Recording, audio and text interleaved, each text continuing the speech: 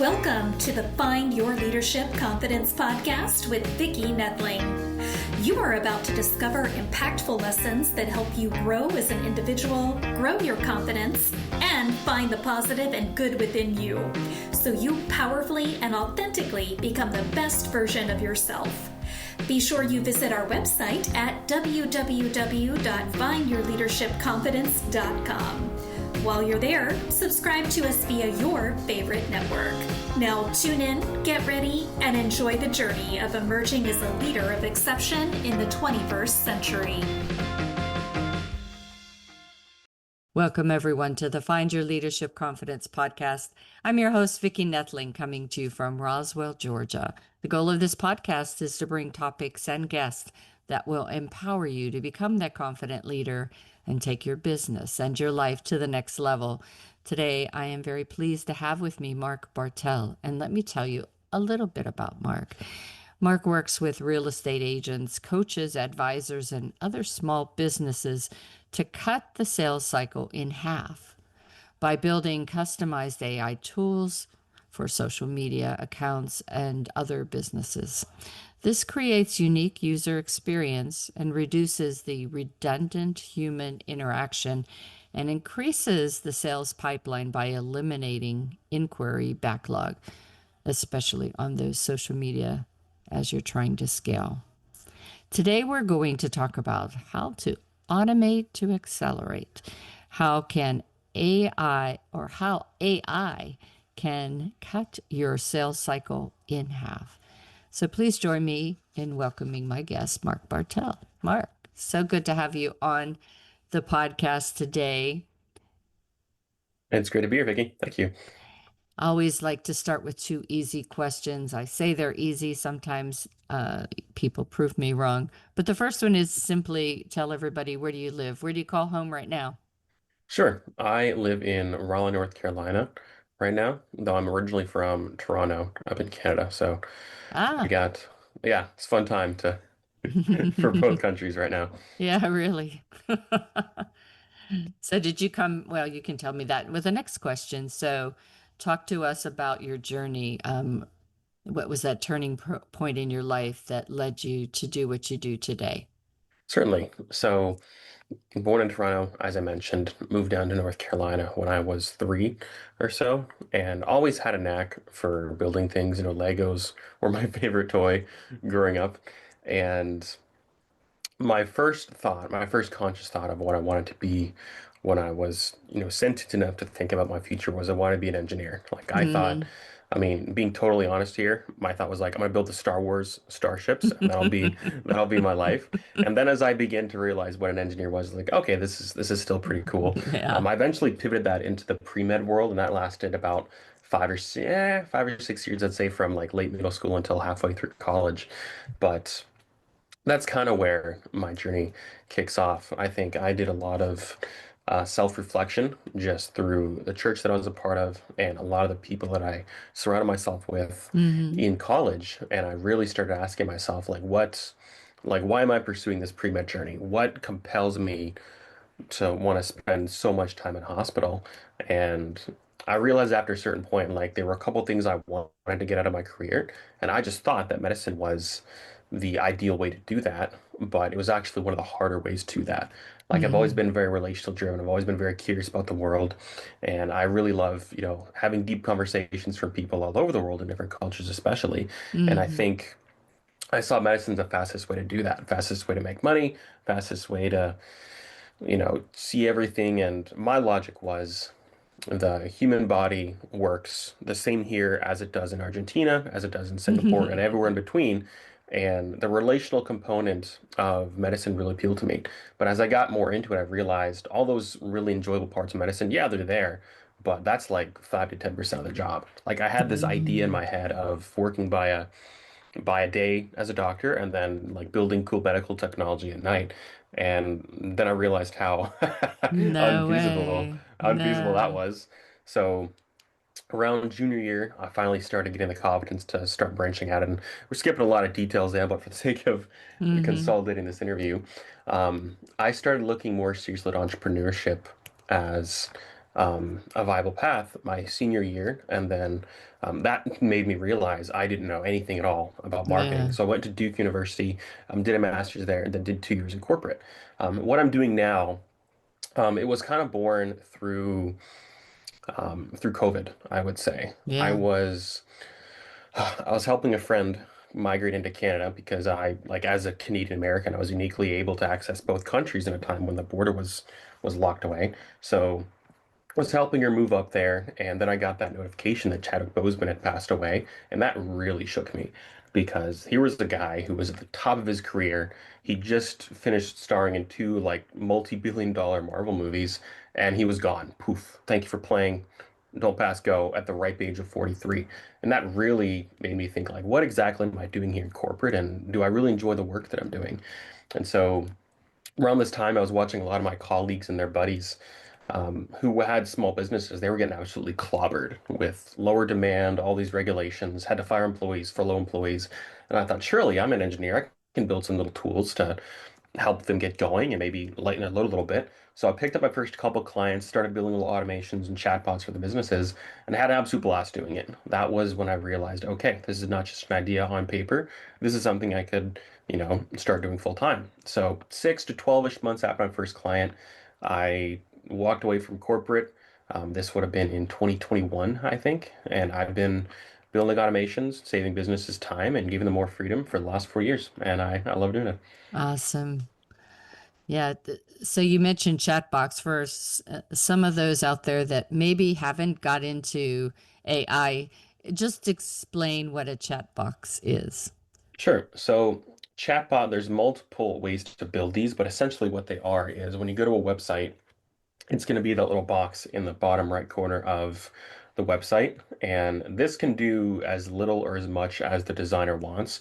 Most of them, if I'm being totally honest, are horrendously underutilized. Like they'll have like a 5 or 6 question FAQ and maybe like a confirm my order button. That's essentially what they do. The goal is to answer those really small questions that a customer service rep would otherwise have to do to save Hmm. them time. So yeah, I got started building those. I used a tool called ManyChat. Had a lot of fun doing it, but once I started playing more with AI tools and automations, I found parts of that I really enjoyed a lot more than chatbots, and I've slowly pivoted myself in that direction. So you help businesses cut their sales cycle in half using this AI tools. Can Yes. you walk us through what a typical transformation would look like for, say, a real estate agent or a coach? Sure. So when most people start out working for themselves, whether that's a coach, mom and pop shop, a real estate agent, whatever, they have this vision of what that's supposed to look like in their head. And then they start doing their business, the day to day, all these admin action items pop up. And before they know it, they're basically being swamped in this reactionary mindset Mm. where they can't proactively plan what they want to do in 3 months, 6 months, 12 months, 2 years, 5 years, whatever because they're so focused on those little day-to-day things. And essentially, what using these tools does is it takes care of a ton of that admin work and those busy work and those really tedious things. So you can actually have the focus time on a day-to-day basis to sit down and make more strategically salient decisions for your business. I mean, my goal when I work with organizations is to save them at a minimum 20-ish hours per month, and Mm. then you scale from there. And the cool thing about automations is the automations that you build when you're making 10 grand a month are not the same automations you're going to be using when you're making 50 grand a month or 100 grand a month. So watching companies go from their very first automation all the way up to they've got all these processes dialed in and they can scale accordingly, it's one of the most gratifying things I've ever done. For sure. So many businesses struggle with lead follow up. Mhm. I'm one of those. So, how does your solution eliminate a backlog of inquiries? I'd say the biggest challenge with lead follow-up, and this is just human nature. Like I'd say even in the world of sales, very few people have really learned to steel themselves properly in I don't want to say the art of rejection, if that Mm-hmm. makes sense. But I mean, when Yeah, you're following up, absolutely. like, why are you following up? Because they have said no, or like whether explicitly or implicitly, they have said no once already. And so I think psychologically, it's a lot harder to go knowing you are much more likely to get told no than yes. And I think on a psychological level, that's why that's challenging. But the cool thing about automating these processes is it takes that human component out of it entirely. Like, Mm-hmm. why do most people not follow up? It's like, oh, well, I got so many things to do. And so you convince yourself that, oh, they don't need a follow-up or they already said no. But like deep down, really deep down, if we're all honest, it's because most of us are just afraid of the process. We don't want to come off as pushy. We don't want to be bothersome, even though like I think it's like seven, if not more, touch points required to close a business. Yeah. This process allows you to completely extricate yourself psychologically from it. So you set up a system that tracks their responses to whichever email, whichever follow-up you've sent, whether that's SMS, WhatsApp, Mm-hmm. email, social media, what have you. And then you can go and do other things. Like you no longer have to worry about, did I follow up with so-and-so? Your system essentially took care of it. And yeah, eventually they'll respond either positively or negatively. And you'll obviously have both of those. If they say, please stop messaging me, then you have a little system that takes them off that list, and it's great. If they express interest, then you push them into new automation that books an appointment with them, that sends it to, if you have a really high ticket item, sends it to an actual human being to continue the conversation that can book them from there. I mean, the Mm-hmm. opportunities there, the options that you can do are endless. But essentially, Right. that takes the human component out of it, which for that particular process makes it a lot more efficient and a lot more Yeah. dialed in. Yeah. For sure. I could see that. So let's talk about some common mistakes that entrepreneurs make when they're trying to automate their outreach and how they can avoid doing that. hmm I'd say the first one is because you can automate so many different things in a business.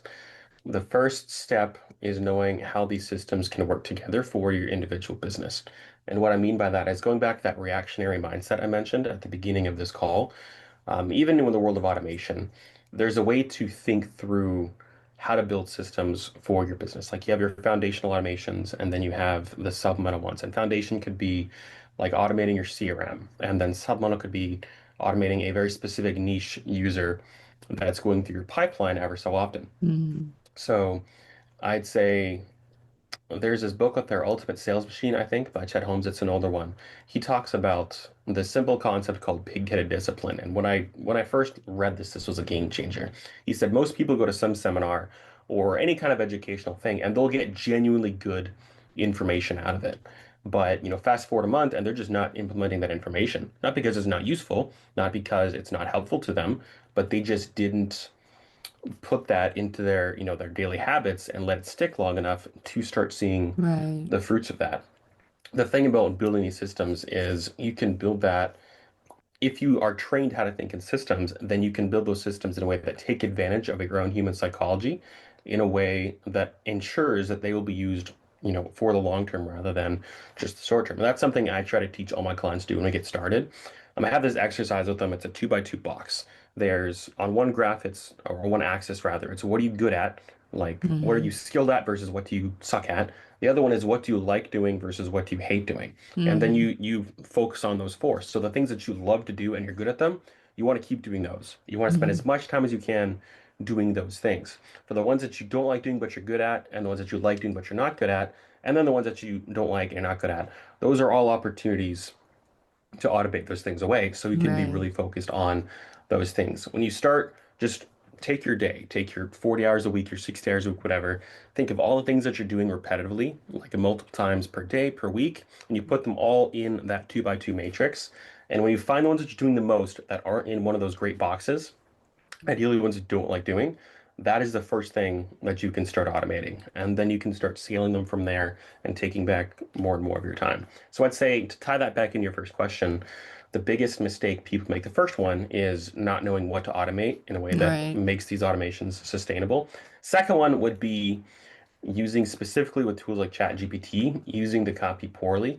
And this is most easily recognized when people aren't adhering to, let's say, proper marketing principles. Like I got an email from someone a couple days ago, and so my company, Blue Ocean Automators, the company made a comment about how my automation systems must definitely be changing the world of nautical boating or something. And then the next 8 lines were about their solutions. And so like there's two things wrong with that. One is their email was like 90% focused on them, and proper Yeah. marketing done well focuses on making your Then customer, making the find their prospect the needs. hero of the journey, and you're kind of just the Yoda to their Luke Skywalker that's going to take them on to greatness. If 90% of your email, first of all, is talking about yourself, then straight to the Yeah. junk mail. But for Yeah. this instance, they obviously tried to use ChatGPT, but what they most likely did was just ran God knows how many websites through ChatGPT and said, take your best guess at what these guys are doing and then plug that into an email. And Mm. there's a lot more nuanced ways to use it. I like to tell people, and my mentors will agree with this, they kind of impressed upon me. If you can tell that the person's using AI, then they did it wrong, essentially. Right. So, and that's a whole different conversation, how to properly use these AI tools to create good copy, to make it sound like you, to make it not obvious that you're using it.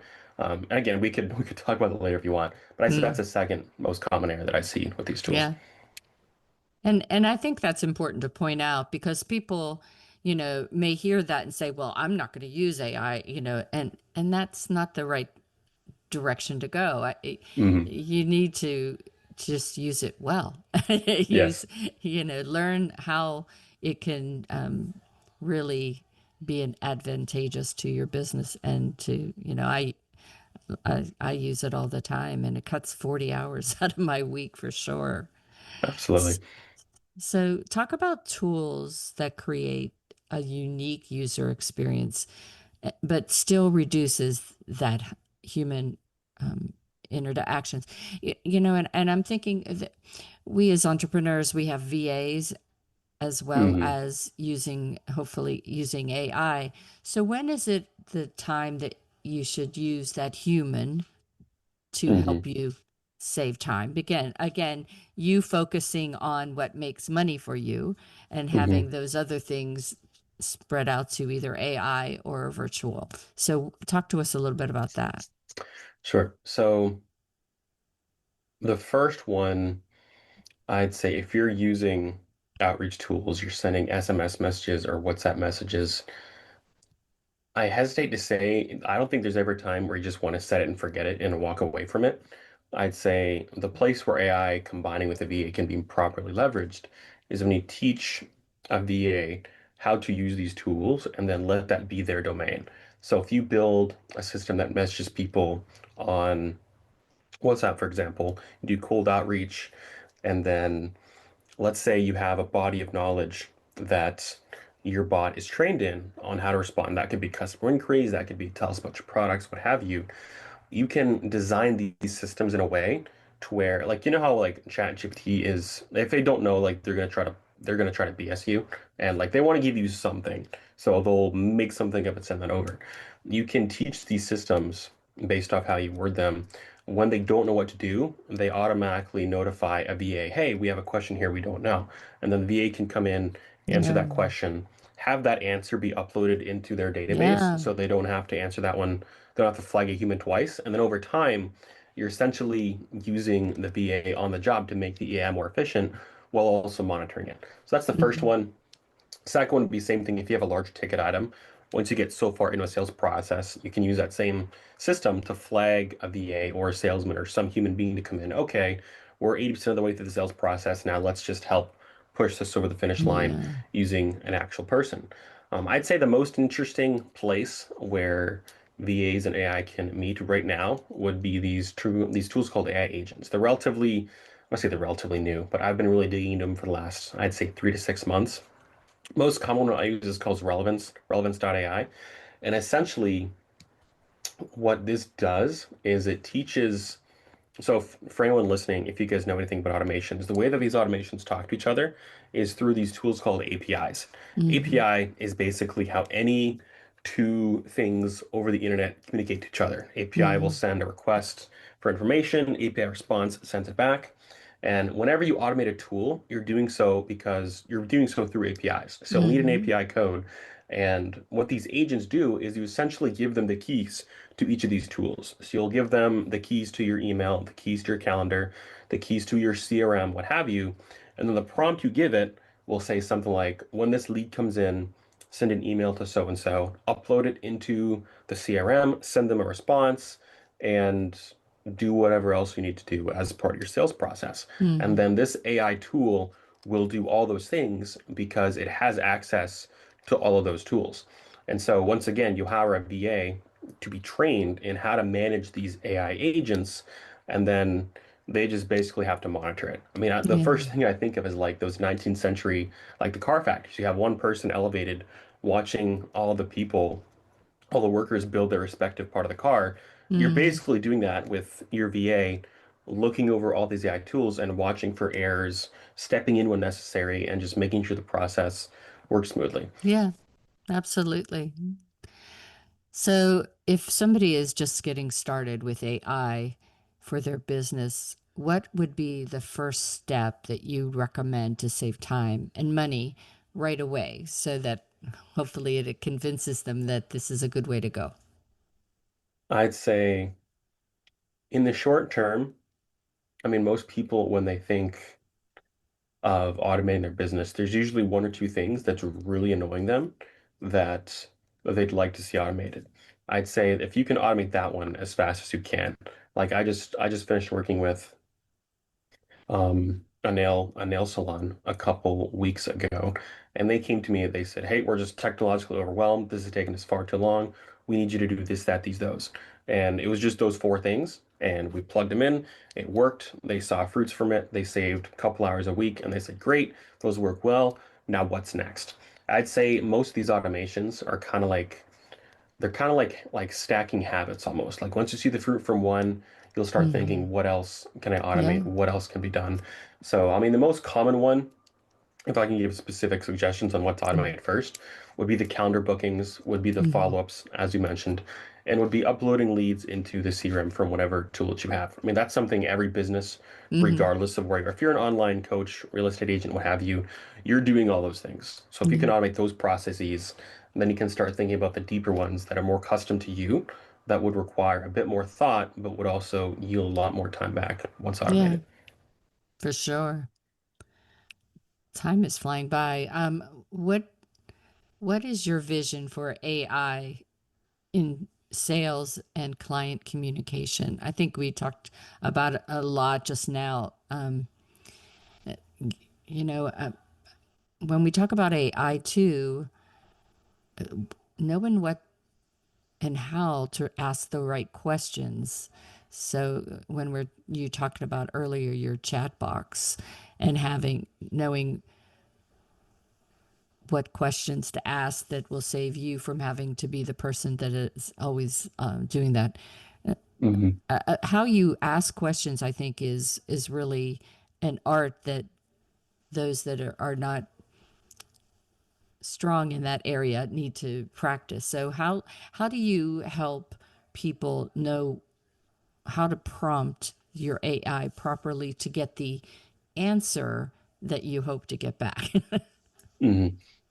So, in one of the courses that I teach, we go through how to properly speak to these tools, speak to these AI generated tools. And the fun thing about this is like ChatGPT is a really good, let's say, generalist in all the things that you ask it to do. But when you really start getting down into all the different tools like Gemini, Claude, etc., each of them specialize in one or two things.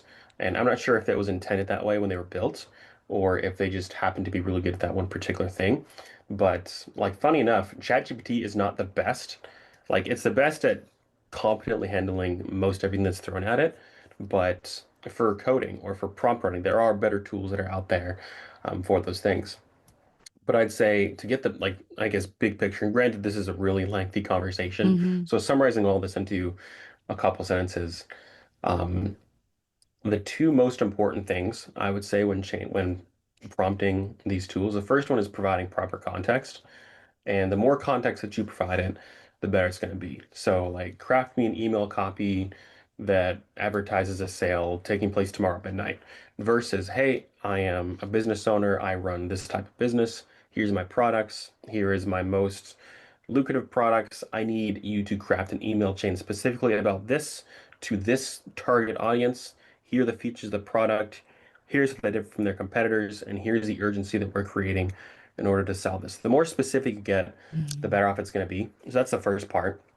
But on top of that, and this is something I see my coaches and I do all the time, is chain prompting. And that's essentially treating ChatGPT like a collaborator on your team instead of just a one-off, push a Mm. button, get a prompt out, and then you take it and you run with it. Like very seldom, I think, if ever, have I ever received the best prompt The for first copy time. or for anything else first time. Normally it takes 6 and 7 and 8 iterations of, let's say you make a 5 paragraph argument in favor of using AI. Like the first one's going to be super generic. So you say, okay, I like the examples in paragraph one. Let's scratch off paragraph two entirely.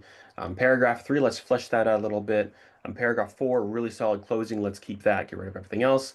And then paragraph five, rewrite it so it summarizes everything else. And you'll do that 7 and 8 times. And each time Hmm. you do it, it's kind of like, I don't want to say it's like rolling a dice because it implies it's a lot more random than it is. But it's like if you roll a dice and you're looking for all sixes, you roll 6 die, you get 1 6. Okay, keep that one, put it aside. Then you roll it again, you'll get another 6. You just keep rolling the dice that are left until you get all the perfect Yeah. response that you want. So Yahtzee. yeah, pretty much. So Yeah. they call it like the formal term is chain prompting, but it's essentially going back and forth with the bot and Mm. getting really specific with what you want versus just asking it for something or asking it, okay, I don't like that, start over from scratch. Like teaching yourself how to Yeah. use these to build upon the conversation instead of just using one-offs. I'd say that's the biggest differentiator right there between those who use it well and those who don't. Yeah, I know with ChatGPT now it's giving more response one, response two, and then you can Hmm. say, okay, well, I like this in response one, I like this in response two, and how about we just combine that? And they also, and it may be, I think it's either Grok or Claude that it's now combining with as well too. So, and it's Hmm. combined with Canva. So I think they're learning that, people need more than just the general, and so that's what makes it kind of exciting to see how this all grows and evolves. Hmm. Yeah, absolutely. So we'll definitely have to have a follow-up podcast just talking about prompts, because I think that's sometimes a stumbling block for people. And I think that would be a really great one to have. So we'll have to definitely do that. If those out there really have enjoyed this conversation, want to know more, are intrigued, and think, I can't do this myself, Mark, please help, then you're going to know how to contact him. So, of course, as always, I have a slide that I will share. If you're just listening, you can go to my YouTube channel, Vicky Netling. Please subscribe if you haven't, and all that will be in the show notes, as well as my Find Your Leadership.com findyourleadership.com website that also has it in the show notes. So first of all, Blue Ocean Automators. Facebook, he's out there, Blue Ocean Automators. LinkedIn is blue-ocean-automators, and Instagram is Blue Ocean Automators. I'm going to let Mark talk to you about what he does put out on the websites, as well as where he spends the most time, where you could be able to DM him and get a quick response on social media. So, Mark, it's all yours. Certainly. Thank you, Vicky. So the most reliable way to get a hold of me would be via email, and that's mark.bartel@blueoceanautomators.com, or just clients@blueoceanautomators.com. I check that one a bit more frequently. What I like to do with people is I have this challenge I go through with everyone who's interested, and that is the 20-20-20 challenge. So we'll hop on a call, you tell me about your business, and if I cannot find a way to save you 20 hours per month in those 20 minutes, then I will send you a $20 Amazon gift card. And the fun thing about that is most people are leaving a ton of time on the table that they Yeah, could be spending with their families, scaling their business, getting exercise, potentially traveling, depending on how they use that time. It's just a matter of finding where you can get it and ultimately living a more free life and living in control of your business. awesome. Well, Mark, thanks for being such a great guest today. You shared so much wonderful information. I hope that it has inspired the audience to think a little bit more about their time and how important it is to be able to find ways to save time. So as you so eloquently put, you can put it to using it for your family, your friends, and your personal life. So thanks again for being a great guest. Thank you, Vicki. As always, I remind everyone that life is a journey, and it's up to you to enjoy the ride. This is Vicki Nettling, signing off. Thank you for tuning into the Find Your Leadership Confidence podcast with Vicki Nettling, where we share impactful lessons that help you grow as an individual, grow your confidence, and find the positive and good within you so you powerfully and authentically become the best version of yourself.